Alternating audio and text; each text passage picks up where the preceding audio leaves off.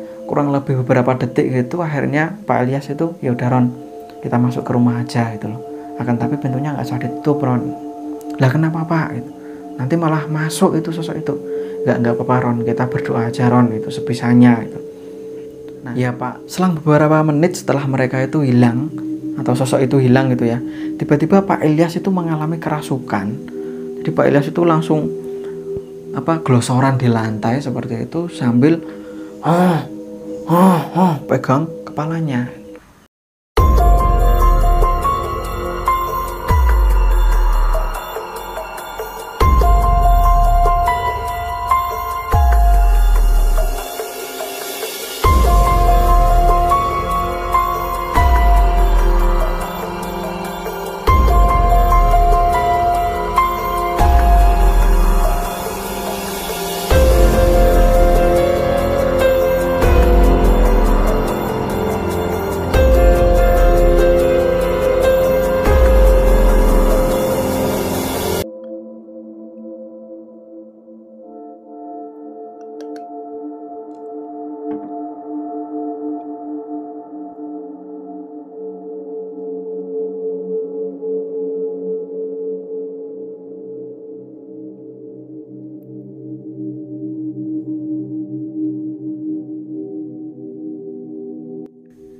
Assalamualaikum warahmatullahi wabarakatuh. Selamat datang di Mr. Manyun. Terima kasih udah ngeklik video ini, dan terima kasih juga buat teman-teman yang udah ngedukung Mr. Manyun. Terima kasih buat kalian yang udah nyempetin komentar dari setiap video-video yang ada di Mr. Manyun. Semoga kalian semua selalu diberikan kesehatan dan dilancarkan rezekinya. Amin ya rabbal alamin. Pada kesempatan kali ini aku akan menceritakan tentang cerita yang ini berasal dari seseorang namanya Roni. Roni ini berasal dari Jawa Tengah. Roni itu punya pengalaman mistis yang kejadiannya itu dialami sama bapaknya, yaitu Pak Ilyas. Kejadian itu di tahun 2000 atau 2001-an. Sampai saat ini Roni itu belum bisa melupakan kejadian yang pernah dialaminya itu. Jadi sebelumnya Roni itu adalah orang desa yang lingkungan desanya itu adalah persawahan, bahkan jarak dari satu desa ke desa yang lainnya itu cukup jauh gitu ya. Ada kalau 1-2 km jarak dari kampung satu ke kampung yang lain seperti itu. Nah, di tahun itu baru musim nanam padi waktu itu, dan usia tanamannya itu ya kurang lebih sekitar 1-2 mingguan. Nah, di tahun itu di daerahnya Roni itu banyak sekali hama tikus, dan para petani itu kewalahan gitu ya. Kalau udah bilang hama tikus gitu ngeri gitu loh. Bahkan banyak sekali petani-petani yang gagal panen karena hama tikus. Nah, waktu itu kurang lebih sekitar jam 9 malam. Jadi Roni itu usianya ya kurang lebih sekitar 13 atau 14 tahun waktu itu. Jam 9 malam itu Pak Ilyas itu ngajak anaknya, yaitu Roni gitu loh, untuk ke sawah. Dan sawahnya Roni waktu itu ya kalau ditempuh jaraknya ya sekitar dari rumah gitu ya, kurang lebih sekitar 15-20 menit itu untuk sampai ke sawah. Nah, jadi waktu itu banyak sekali orang-orang yang aktivitas malam hari itu ada di sawah. Jadi di sawah itu rame gitu loh suasananya, karena banyak orang-orang yang kalau bahasa di tempatku gitu ya, ajak tikus. Jadi tujuannya untuk membunuh hama tikus yang ada di sawah. Bahkan ada juga orang-orang yang di daerahnya Roni itu memakai alat tradisional gitu ya. Jadi namanya kalau di tempatku ya semprong gitu. Semprong itu adalah sebuah alat yang tujuannya untuk mematikan atau meracuni tikus yang ada di lubang gitu. Dengan cara, jadi di dalam semprong itu dikasih batu belerang, kemudian di situ dibakar sehingga ketika dipompa seperti itu keluar asap tebal yang di situ sebagai racun untuk membasmi tikus seperti itu. Nah, ada juga yang ketika orang punya lahan sawah kok lokasinya dekat sama kampung, itu pasti dikasih alat setrum gitu ya. Setrum itu tujuannya ya untuk biar tikus itu nggak bisa masuk ke lahan sawahnya gitu.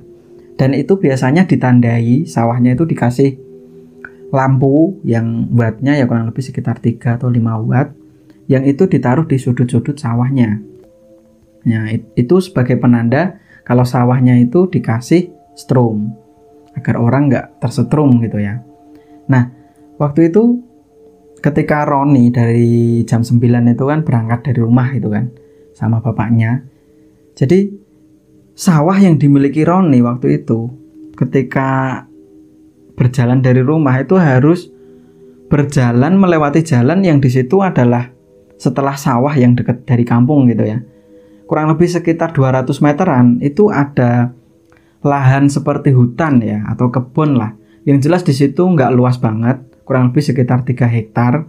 Di situ ditanemin pohon jati. Jadi ketika Roni ingin ke sawahnya ya melewati jalan itu gitu. Nah, setelah itu terus ada kuburan dan kurang lebih jarak dari kuburan ke sawah itu ya kurang lebih sekitar 100 sampai 200 meter. Nah, sesampainya di sawah, betul. Jadi suasana sawah itu sangat ramai sekali karena memang banyak orang-orang yang ajak tikus gitu ya. Jadi, ayo bunuh gitu. Nah, saking asiknya mereka ada di sawah gitu ya, semangat gitu kan untuk membasmi tikus, Roni dan bapaknya yaitu Pak Ilyas itu terlena gitu ya, atau nggak sadar kalau ternyata waktu itu sudah pukul jam 1 dini hari lah istilahnya, jam 1 dini hari, dan orang-orang di sekitar itu sudah pada pulang semua gitu loh. Kurang lebih maksimal ya jam 12 orang-orang itu udah pulang ke rumahnya masing-masing gitu. Beda halnya sama Roni dan bapaknya waktu itu gitu. Saking asiknya banyak tikus gitu ya, terus dibunuh gitu kan pakai alat seadanya ya, entah kayu, terus penerangannya ya pakai lampu senter seperti itu. Nah, jam 1 dini hari mereka itu baru sadar kalau loh, Ron, ternyata orang-orang udah pada pulang ya Ron itu. Iya Pak, aku juga nggak tahu, nggak ngeh seperti itu. Ya udah kalau gitu kita pulang aja Ron gitu, kata bapaknya waktu itu. Nah, akhirnya Roni sama bapaknya itu pulang gitu kan dari sawah.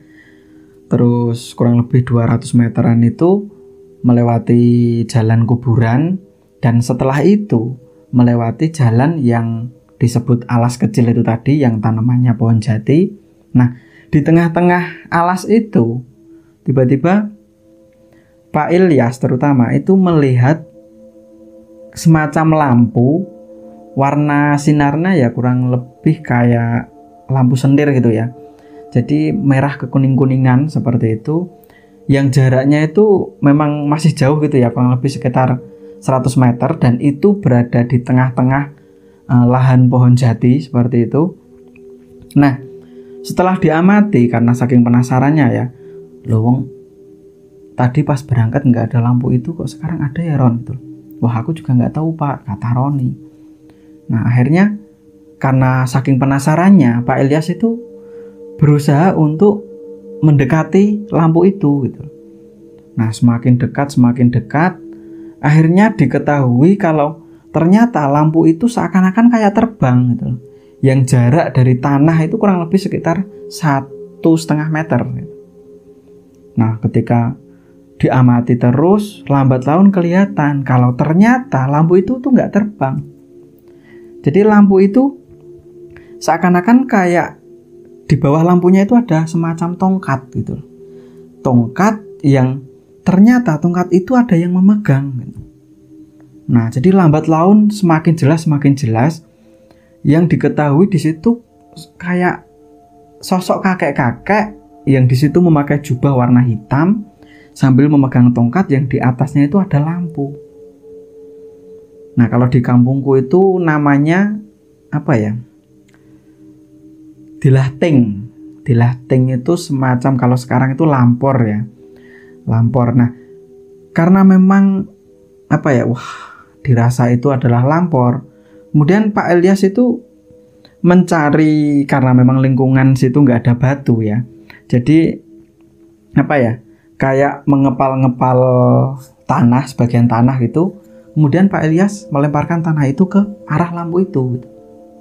Nah, ketika dilempar seperti itu, tiba-tiba lampu itu semakin mendekat dan semakin jelas sosok kakek tua itu yang memakai jubah itu. Nah, karena memang di situ ada Roni, dan Roni itu bilang sama bapaknya, Pak, udah Pak, kita pulang aja Pak gitu loh. Mungkin itu setan kali. Bapaknya cuma bilang, ulah nggak apa-apa lah, kita berdua kok. Diusir aja, barangkali nanti malah membuat resah warga. Karena mitosnya di kampungnya Roni waktu itu, ketika ada lampor yang mengelilingi desanya, pasti nantinya akan ada suatu kejadian yang di situ entah orang meninggal, entah mungkin pagebluk gitu ya bahasanya. Jadi kayak semacam krisis keuangan atau krisis ekonomi gitu ya. Entah mungkin gagal panen atau apa seperti itu. Nah, maka dari itu Pak Ilyas waktu itu ya langsung mengusir dengan cara ditimbuk gitu ya, pakai tanah seperti itu. Nah, akan tetapi lambat laun lampor itu semakin mendekat atau lampu itu semakin mendekat. Nah, semakin dekat gitu, akhirnya Roni itu melihat semacam gerombolan orang yang warnanya itu hitam semua. Jadi kayak samar-samar seperti itu loh, kayak bayangan yang di situ orang yang warnanya hitam atau makhluk yang warnanya hitam itu sambil memikul semacam peti mati gitu. Peti mati yang di situ keluar asap gitu. Keluar asap yang jarak dari kakek tua itu ya kurang lebih sekitar 5 meteran. Waktu itu Roni juga nggak mengetahui atau nggak ngelihat langsung langkah kakinya. Jadi seakan-akan kayak semakin lama semakin mendekat seperti itu lampu itu gitu. Nah, karena memang tongkatnya atau lampunya itu di depan kakek itu, sehingga lambat laun muka si kakek itu juga semakin terlihat. Nah, waktu itu Pak Ilyas cuma bilang, wah itu betul lampor itu Ron itu. Tapi kok semakin lama nggak hilang, kok malah semakin mendekat ya Ron. Nah, dari situ Pak Ilyas lambat laun juga takut itu. Terus bilang sama Roni, ya udah kita lari aja Ron itu. Wah, bapak ini ada-ada aja. Kalau bapak tadi nggak ngelemparin, mungkin lampor itu udah jauh gitu. Bapak sih ngelemparin gitu. Jadi Roni itu protes waktu itu sama bapaknya. Kenapa kok dilemparin? Ya udahlah kita lari aja yuk. Nah, dengan seperti itu Roni sama bapaknya itu langsung lari gitu kan. Karena memang jaraknya masih jauh ya dari tempat itu ke rumahnya. Sehingga ketika Roni sama bapaknya itu sudah sampai di jalan kampung, ketika melihat ke belakang gitu, lampor itu juga semakin dekat gitu loh, di belakangnya mereka berdua. Jadi suaranya itu kayak semacam orang yang baru seperti itu. Nah, melihat yang seperti itu, akhirnya Roni sama Pak Ilyas ya langsung, wadah ya, lari gitu. Ayo Ron, cepet Ron. Lari. Nah, sesampainya di rumah, Roni itu masih kepikiran gitu ya tentang sosok lampor itu atau kakek tua itu. Nah, akhirnya mereka langsung mandi gitu kan, gantian. Roni dulu yang mandi, kemudian Pak Ilyas. Nah, ketika Pak Ilyas itu mandi gitu ya di kamar mandi, karena waktu itu tempat kamar mandinya itu berada di belakang rumahnya, karena di tahun itu memang di tempatnya Roni itu adalah kebanyakan rumah itu ya punya kamar mandi ya di belakang rumah seperti itu. Nah, ketika Pak Ilyas itu selesai mandi, Pak Ilyas waktu itu melihat sosok lampor itu yang jaraknya itu kurang lebih sekitar 10 meter dari jarak Pak Ilyas. Nah, saking takutnya Pak Ilyas itu sampai mendobrak pintu belakang rumahnya gitu ya, mendobrak gitu, terus kemudian Pak Ilyas itu terjatuh. Nah, akhirnya Roni itu membangunkan Pak Ilyas itu, ada apa Pak gitu? Itu ada lampor Ron gitu. Lampor yang tadi Pak? Iya. Nah, ketika Roni itu mengamati di sekeliling rumahnya gitu ya, terutama di belakang rumah, di lampor yang barusan diceritain bapaknya itu udah nggak ada gitu. Jadi udah nggak kelihatan. Nah, kemudian Roni itu nutup lagi pintunya, kemudian duduk gitu ya, duduk di ruang tamu sama Pak Ilyas. Jadi Pak Ilyas itu menceritakan yang barusan terjadi gitu loh. Ron, kok ngikutin bapak terus ya Ron? Salah bapak sih tadi nimbuk-nimbuk lampor itu gitu. Jadinya bapak diikutin terus gitu. Wah masa sih Ron gitu. Ya udah kita ke Pak Kiai aja yuk, kita bilang gitu. Karena memang di daerahnya itu ada seorang kiai yang memang ahli spiritual gitu kan. Terus Roni waktu itu cuma bilang, "Olah, enggak lah Pak, paling nanti juga udah pergi gitu, enggak ganggu lagi." Kata Roni waktu itu. Nah, kurang lebih sekitar jam 3 dini hari, waktu itu belum adzan subuh ya. Tiba-tiba Roni itu mendengar suara pintu diketuk. Tok tok tok tok tok tok tok tok seperti itu gitu. Siapa sih jam segitu orang mau bertamu gitu kan. Akhirnya karena memang Pak Ilyas itu udah tertidur gitu kan. Akhirnya Roni itu membangunkan Pak Ilyas atau bapaknya itu. Pak, itu kok ada orang ngetok-ngetok pintu gitu. Siapa? Wah nggak tahu Ron, masa jam segini ada tamu. Nah makanya aku juga mikir gitu Pak, kata Roni. Nah akhirnya mereka berdua itu bareng-bareng gitu ya untuk membuka pintu itu. Nah ketika pintu itu dibuka, di luar itu nggak ada orang atau nggak ada siapa-siapa. Terus mereka berdua itu mengelilingi rumah gitu loh. Jangan-jangan ada orang iseng terus ngumpet gitu kan. Setelah ketok-ketok terus ngumpet seperti itu. Nah setelah dikelilingi rumahnya, memang nggak ada siapa-siapa di situ. Nah akhirnya Roni sama bapaknya itu masuk lagi ke dalam rumah. Nah lagi-lagi pintu rumahnya itu diketok-ketok lagi gitu. Tok tok tok tok tok tok seperti itu. Nah akhirnya karena memang bapaknya dirasa capek gitu kan, akhirnya Roni dengan sendiri gitu buka pintu rumahnya, memastikan kalau di luar itu ada siapa. Nah pas dibuka seperti itu, tiba-tiba Roni itu dikagetkan sama sosok lampu yang ternyata di situ adalah lampor yang tadi dilihat di lahan pohon jati. Nah dengan seperti itu akhirnya Roni itu langsung teriak gitu ya, manggil bapaknya. Pak, ini ada apa Pak? Gitu. Nah mendengar yang seperti itu akhirnya Pak Ilyas itu langsung menuju ke arah Roni gitu, memastikan kalau Roni kenapa Ron gitu. Terus Roni itu nunjuk-nunjuk gitu kan, itu apa Pak, itu apa Pak, itu kayaknya yang tadi di pohon-pohon jati gitu. Wah iya Ron, wah jangan-jangan memang neror kita Ron, kata bapaknya waktu itu. Jadi jaraknya dari Roni waktu buka pintu gitu kan, kurang lebih sekitar 10 atau 15 meter gitu loh.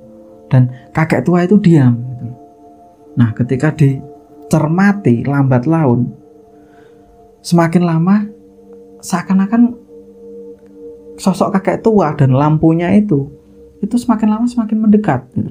Dan mendekatnya itu nggak seperti jalan orang pada umumnya, karena memang itu adalah sosok hantu gitu ya. Nah jadi kayak terbang, akan tapi sambil nunduk gitu loh. Kakek tua itu sambil nunduk dan memegang tongkat yang ada lampunya itu. Nah semakin lama semakin mendekat seperti itu, akhirnya Roni sama bapaknya itu langsung masuk rumah dan mengunci pintunya itu. Blubrak gitu saking kencengnya gitu kan. Nah karena memang saking takutnya, akhirnya Pak Ilyas itu bilang sama Roni kalau yaudah Ron, kita keluar rumah lewat pintu belakang aja Ron gitu. Kita ke tempatnya Pak Kiai aja gitu. Wah aku takut Pak, nanti kalau lampor itu ngejar gimana gitu, kata Roni waktu itu. Nah akhirnya mereka berdua ya bisa nggak bisa di dalam rumah dengan rasa takut gitu ya. Pak Ilyas itu sambil membaca ayat suci Al-Quran, kemudian Roni juga seperti itu. Dan lagi-lagi pintu rumahnya itu diketok-ketok, tok tok tok tok tok tok seperti itu. Nah mendengar suara ketukan itu akhirnya mereka berdua nggak mau untuk membuka pintu itu gitu, karena takutnya memang itu adalah sosok lampor itu atau kakek tua itu. Nah akhirnya semakin lama suara ketokan pintu gitu ya, lambat laun itu semakin pelan dan nggak bersuara lagi ketokan pintunya. Nah akhirnya setelah itu mereka berdua, Roni sama bapaknya itu akhirnya bisa tidur pulas. Dan keesokan harinya, karena memang kejadian itu adalah kejadian langka dan Roni sama bapaknya itu baru melihat sosok Lampor yang sebenarnya waktu itu, ya mereka menceritakan ke semua warga. Tetangga-tetangga itu diceritain kalau tadi malam waktu aku pulang dari sawah gitu kan, melihat sosok setan yang seperti ini atau Lampor gitu kan. Nah, akhirnya sebagian warga ada yang berpendapat kalau wah, jangan-jangan dengan adanya hama tikus yang ada di sawah kita menandakan kalau nantinya kita akan gagal panen, Pak. Jadi sebagian warga ada yang bilang seperti itu. Bahkan ada juga warga yang bilang, wah hati-hati Pak Ilyas. Dulu di desa tetangga ada orang yang dihantui sosok Lampor seperti itu dan orangnya itu langsung jatuh sakit dan meninggal dunia seperti itu. Nah, karena memang banyak sekali pendapat-pendapat tentang hantu Lampor, akhirnya Pak Ilyas itu kurang lebih sekitar jam 11 siang, Pak Ilyas itu berkunjung ke tempat kiai yang ada di situ. Yang memang kiai itu adalah ya mungkin sedikit banyak juga ahli spiritual sehingga mengetahui hal-hal yang gaib seperti itu. Akhirnya menceritakan tentang sosok Lampor itu ke Pak Kiainya. Nah, setelah itu akhirnya Pak Ilyas sama Roni itu pulang dari rumah Pak Kiainya itu, dan malam harinya kurang lebih sekitar jam 10 malam lagi-lagi rumah Pak Ilyas itu diketuk-ketuk pintunya. Tok tok tok tok tok tok. Wah, Roni yang mendengar pertama akhirnya bilang sama bapaknya, "Pak, itu ada suara ketok pintu lagi." Tapi kok masih jam 10 ya Ron gitu loh. Mungkin tetangga Ron, siapa kali mau bertamu kali. Wah, nggak berani aku Pak gitu, kata Roni. Akhirnya Pak Ilyas yang buka pintu. Nah, ketika Pak Ilyas itu buka pintu gitu ya, lagi-lagi Pak Ilyas itu dikejutkan sama sosok Lampor yang kemarin dilihatnya gitu loh. Dan lokasinya juga atau jaraknya itu ya sama kemarin gitu loh. Kurang lebih sekitar 15 meteran dari pintu rumahnya gitu kan. Nah, karena memang entah karena apa gitu ya, kampung itu yang jam 10 malam itu biasanya banyak orang yang pulang dari sawah untuk membasmi tikus gitu kan. Entah kenapa malam itu tuh kampungnya seakan-akan sepi gitu ya menurut Pak Ilyas. Sepi dan gak ada orang yang lalu lalang. Nah, ketika Pak Ilyas itu melihat sosok itu, lambat laun dicermati gitu kan sambil manggil Roni. Ron, memang betul Ron, sosok Lampor itu datang lagi gitu. Wah, masa sih Pak gitu. Akhirnya Roni itu mendekati bapaknya yang ada di balik pintu gitu kan. Nah, lambat laun ketika dicermati, sosok Lampor itu di belakangnya kurang lebih sekitar 5 meter. Itu terlihat sosok seperti bayangan hitam dan itu banyak sekali yang mereka itu sambil memikul semacam peti mati. Dan lambat laun terdengar suara kayak seperti itu. Nah, suasana itu sangat mencekam sekali ketika ada sosok itu gitu kan. Nah, akhirnya kurang lebih beberapa detik gitu, akhirnya Pak Ilyas itu, ya udah Ron, kita masuk ke rumah aja gitu loh. Akan tapi pintunya nggak usah ditutup Ron. Lah kenapa Pak? Gitu. Nanti malah masuk itu sosok itu. Nggak apa-apa Ron, kita berdoa aja Ron, itu sebisanya gitu. Iya Pak. Nah, waktu itu Roni cuma ngikut gitu aja gitu. Akhirnya Roni itu lari ngambil Al-Quran sambil baca-baca surat-suratan seperti itu. Nah, ketika mereka itu baca Al-Quran gitu lah, bukan malah sosok itu semakin hilang gitu kan, akan tapi seakan-akan semakin mendekat. Nah, ketika tepat berada di depan pintu rumah Pak Ilyas, sosok kakek tua itu tiba-tiba yang tadinya itu nunduk gitu ya, tiba-tiba mendongak ke atas dan matanya itu sangat tajam, warnanya merah, dan itu melihat ke arah Pak Ilyas. Nah, saking takutnya Pak Ilyas itu gemeteran gitu kan, gemeteran seperti itu, dan Roni itu semakin kenceng baca surat-suratan gitu kan. Akan tapi selang beberapa menit sosok itu tiba-tiba menghilang gitu aja gitu loh. Nah, selang beberapa menit setelah mereka itu hilang atau sosok itu hilang gitu ya, tiba-tiba Pak Ilyas itu mengalami kerasukan. Jadi Pak Ilyas itu langsung glosoran di lantai seperti itu sambil pegang kepalanya.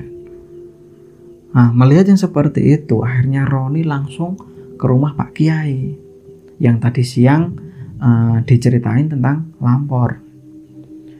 Nah, kurang lebih sekitar 10 menitan, akhirnya Roni itu kembali ke rumah dengan Pak Kiai itu.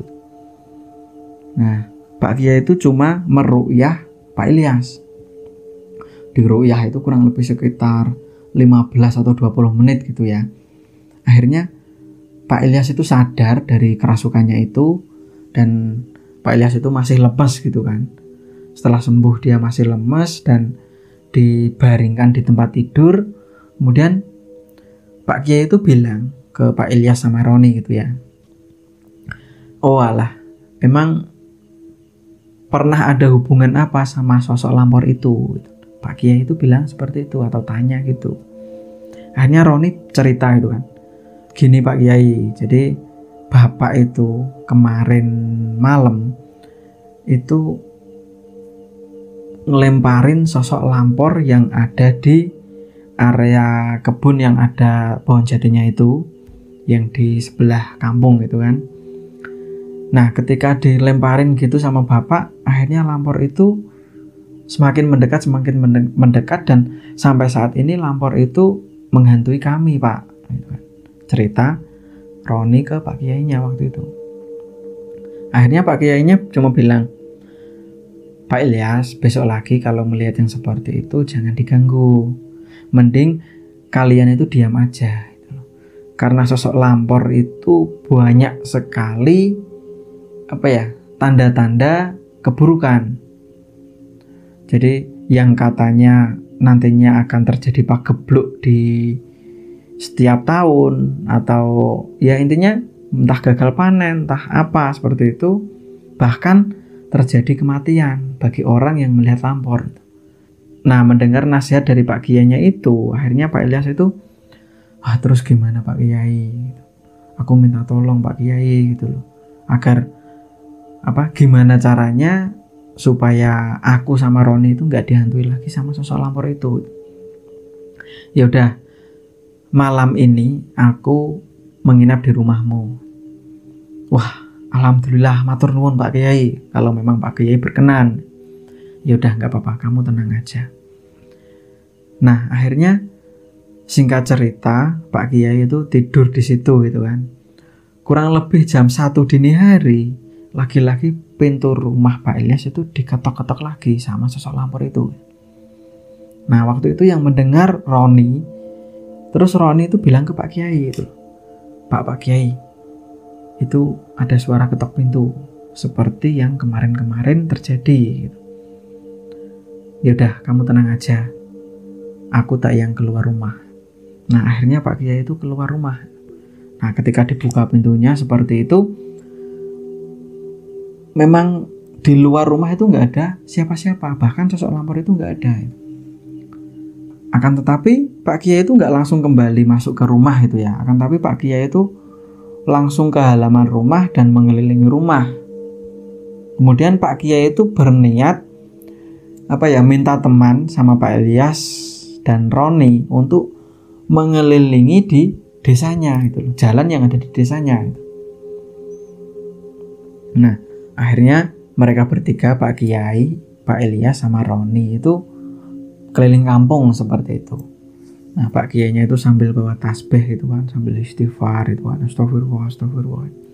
Nah, sesampainya mereka itu di rumah yang paling ujung gitu ya, yang ada di kampungnya itu. Jadi rumah paling ujung, terus kemudian ada pohon bambu yang itu adalah sebagai kalau di kampung itu buat pagar betis gitu ya, suatu desa yang di situ adalah untuk menghalau angin yang kencang biasanya. Jadi nggak langsung anginnya itu terkena rumah-rumah warga. Nah, sesampainya di pohon-pohon bambu itu, mereka itu dikejutkan sama sosok lampor yang seperti kemarin-kemarin dilihat Pak Ilyas sama Roni gitu. Nah, melihat yang seperti itu, hanya Roni bilang ke Pak Kiai, "Pak Kiai, itu Pak sosok lampornya yang sering menghantui kami gitu kan." "Oh ya udah, kalian tenang aja dulu. Nah, jadi Pak Kiai itu cuma dzikir terus memejamkan mata.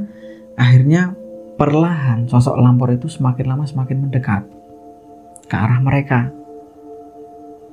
Nah, melihat yang seperti itu, Roni sama Pak Ilyas itu gemeteran gitu ya.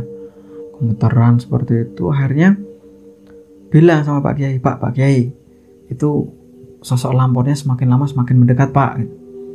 Ya udah, kamu tenang aja. Nah, akhirnya entah ya mungkin karena ada keahlian itu ya, Pak Kiainya cuma bilang kalau,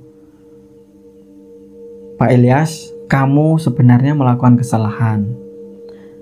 Setelah Pak Ilyas itu melempari, walaupun itu menggunakan tanah, akan tapi sosok lampor itu marah sama Pak Ilyas dan ingin mengancam keluarga Pak Ilyas gitu loh, termasuk anak Pak Ilyas yaitu Roni. Wah, terus gimana Pak itu loh, agar sosok makhluk itu nggak lagi menghantui Pak Ilyas dan keluarganya, bilang Pak Ilyas waktu itu. Ya udah, sebentar, aku tak negosiasi dulu gitu, kata Pak Kiai. Nah, setelah itu Pak Kiainya itu komunikasi lagi sama sosok lampor itu. Ya karena mungkin punya keahlian, dan mereka berdua termasuk Roni sama Pak Ilyas itu nggak tahu ya yang dilakukan Pak Kiainya itu apa, sehingga lambat laun sosok lampor itu semakin lama semakin jauh gitu. Semakin jauh, dan entah perginya kemana sosok lampor itu, yang jelas semakin lama semakin gak kelihatan. Dan Pak Kiainya itu bilang sama Pak Ilyas sama Roni gitu, bilang kalau yaudah kalian pulang aja ke rumah, insya Allah malam ini kalian gak diganggu sama sosok lampor itu lagi gitu. Nah, dengan seperti itu Roni sama Pak Ilyas itu ya seneng gitu ya, alhamdulillah, terima kasih Pak Kiai gitu kan. Ya sama-sama, yaudah aku tak pulang aja, gak jadi tidur di rumahmu gitu loh. Iya Pak Kiai, makasih gitu kan. Nah, sesampainya Pak Ilyas di rumah, akhirnya mereka berdua sama Roni gitu ya, akhirnya tidur dengan nyenyak. Nah, akan tetapi keesokan harinya kurang lebih sekitar jam 7 pagi, karena memang aktivitas mereka itu adalah bertani, ketika Pak Ilyas itu sendirian gitu ya untuk menengok kondisi tanaman yang ada di sawahnya. Nah, sesampainya Pak Ilyas itu di sawah gitu ya, Pak Ilyas itu dikagetkan sama tanamannya yang ada di sawahnya itu mati semua gitu loh. Mati semua, dan logikanya nggak mungkin tanaman yang di bawahnya itu ada air-air walaupun sedikit, akan tetapi tanamannya itu pada gosong semua. Nah, melihat yang seperti itu, akhirnya Pak Ilyas itu terdiam gitu ya, atau menyesali perbuatan yang kemarin pernah melempari sosok lampor itu. Jangan-jangan sosok makhluk halus itu memang merusak tanamanku gitu loh. Nah, akhirnya Pak Ilyas itu dengan sangat kecewa pulang lagi ke rumah dan menceritakan ke anaknya yaitu Roni gitu. Ron, coba kamu nengok sawahnya sana. Emang kenapa Pak? Udahlah, Bapak lemas badannya gitu. Nah, melihat kondisi bapaknya yang seperti itu, dan Roni juga penasaran apa sih yang dilihat bapak di sawah gitu. Akhirnya Roni itu langsung lari gitu kan, lari untuk nengok sawahnya. Nah, sesampainya di sawah, Roni itu langsung lemes gitu badannya, karena memang melihat tanaman yang ada di sawahnya itu mati semua. Jadi semua tanamannya itu gosong, yang memang di logika itu nggak sampai gitu ya, karena memang usia tanaman padi yang kurang lebih 2 mingguan, dan tanah yang ada di sawahnya itu juga masih banyak airnya. Nggak mungkin kalau sampai terbakar tanamannya seperti itu. Nah, akhirnya Roni itu duduk di pinggiran sawah gitu ya, duduk terus, wah mungkin ini akibat ulah bapak yang melempari sosok lampor itu gitu kan. Nah, setelah itu Roni itu pulang lagi ke rumah, terus menceritakan kejadian itu ke warga-warga sekitar yang ada di kampungnya itu gitu. Menceritakan kalau sawahnya gagal tanam, terus sawahnya seperti ini karena kemarin bapak sempat mengganggu sosok makhluk yang katanya itu lampor seperti itu. Nah, akhirnya banyak sekali warga yang menasehati Pak Ilyas Kalau Pak besok lagi kalau melihat yang seperti itu jangan dijahili gitu. Ya kita semua memang nggak tahu gitu kan. Semua memang kehendak Tuhan seperti itu atau Allah gitu kan. Akan tapi ya kita semua juga perlu ikhtiar dan kita juga perlu hati-hati walaupun dengan sosok yang seperti itu gitu. Terus ada yang bilang lagi, untung Pak Ilyas nggak mati Pak gitu loh. Karena kebanyakan orang yang sudah dilihat atau melihat sosok lampor besok atau keesokan harinya itu pasti akan mati gitu. Nah karena memang hal itu sudah terjadi ya mau gimana lagi gitu kan. Nah setelah itu akhirnya banyak warga yang merasa kasihan gitu ya melihat apa yang terjadi sama Pak Ilyas atau musibah yang terjadi sama keluarga Pak Ilyas. Jadi setelah itu semua warga itu mengumpulkan donasi gitu ya atau iuran atau patungan yang tujuannya itu untuk membeli bibit lagi, membeli bibit padi gitu ya, yang usianya ya kurang lebih sekitar 1 mingguan, yang itu ditanemin di lahan sawah milik Pak Ilyas gitu. Ya mungkin untuk meringankan beban gitu ya. Ketika nanti semuanya panenan ya Pak Ilyas juga merasakan panen seperti itu. Nah jadi seperti itu ya teman-teman semua, pelajaran buat kita semua dari apa yang pernah dialami sama keluarga Pak Ilyas tentang sosok lampor. Nah kalau setahu aku memang seperti itu. Ya mungkin banyak versinya lampor itu seperti apa. Yang jelas kalau menurutku gitu ya, lampor itu adalah kalau bahasanya itu dilating kalau di tempatku.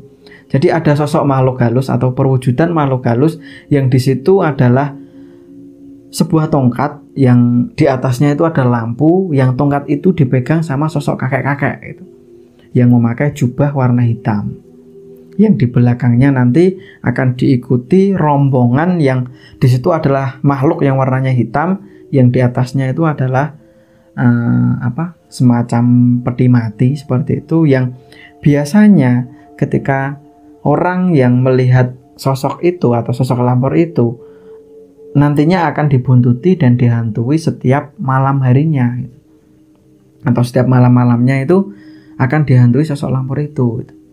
Yang pernah kejadian itu ada yang sampai meninggal, ada yang sampai gila, ada yang sampai satu kampung itu gagal panen selama 1 tahun.